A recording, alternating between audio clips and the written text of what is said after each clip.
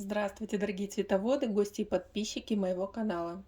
Сегодня займусь обрезкой пеларгонии, покажу, какие пеларгонии буду обрезать, какие обрезать пеларгонии нельзя и как лучше проводить обрезку, чтобы получить пышный кустик.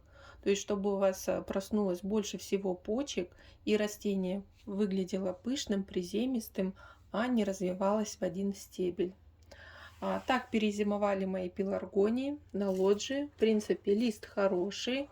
Некоторые кустики получились пышные после осенней обрезки, но некоторые, конечно, цветы вот выросли в один стебель. Причем эта пеларгония у меня выросла после осеннего черенкования.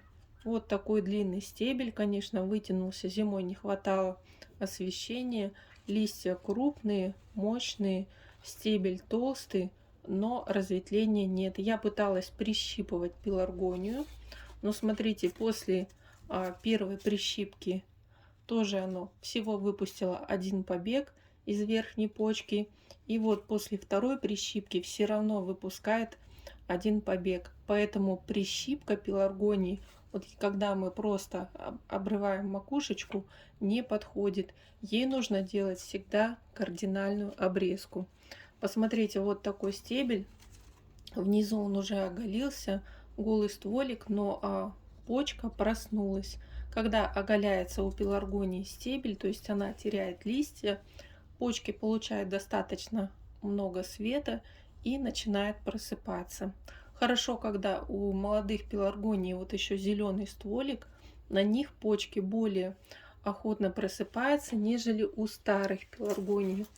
Вот эта пеларгония уже двулетняя. Я ее обрезала осенью, достаточно низко, на высоте 10 сантиметров. И посмотрите, у нее проснулось 3 хороших крепких побега. Кустик смотрится пышно. Ну, конечно, хочется, чтобы она еще лучше разветвилась. Итак, обрезаю первую пеларгонию. Во-первых, как чем провести обрезку. Обрезать лучше острым ножом. Просто мы делаем срез на высоте, ну, примерно 5-10 сантиметров. Я буду делать вот почка у меня одна проснулась. Вот я вижу здесь как междоузлие, здесь еще почка, здесь может образоваться и здесь. Поэтому я сделаю вот над 4-м междоузлием срез.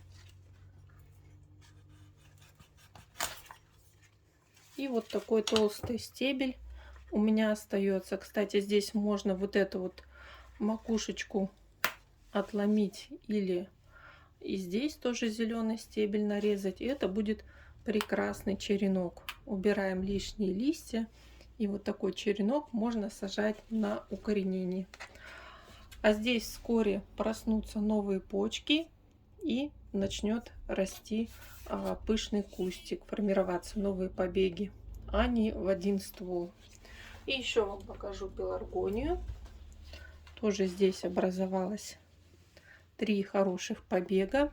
Смотрите, срез мы ничем, вот этот свежий срез, ничем не обрабатываем, не замазываем. Он сейчас хорошо подсохнет на воздухе. Главное, ничем не опрыскивать пеларгонию, не поливать сверху, и срез подсохнет и заживет. И вот, допустим, если вы хотите придать пеларгонии более пышную форму, то вот такие длинные вытянувшиеся побеги тоже можно сейчас в феврале обрезать, чтобы они дали новое ответвление и кустик стал пышнее.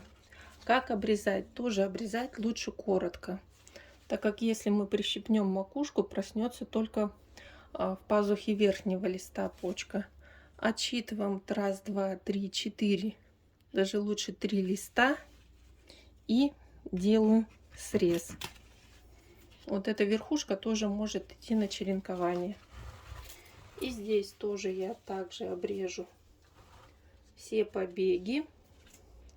Лучше, конечно, провести обрезку в феврале, так как если мы сделаем это весной, то мы отложим цветение. И обрезать лучше, конечно, все 3 побега Потому что если мы оставим один побег, то он начнет расти. И здесь вот вы видите, я полностью обрезала все 3 сильных побега, чтобы на них просыпались почки и было больше боковых побегов, кустик получится пышнее. После обрезки пеларгонию желательно сразу подкормить. Удобрять нужно с хорошим количеством азота. Я использую комплексное удобрение, поливаю таким удобрением и рассаду, и для пеларгонии в фазе роста это удобрение тоже хорошо подходит.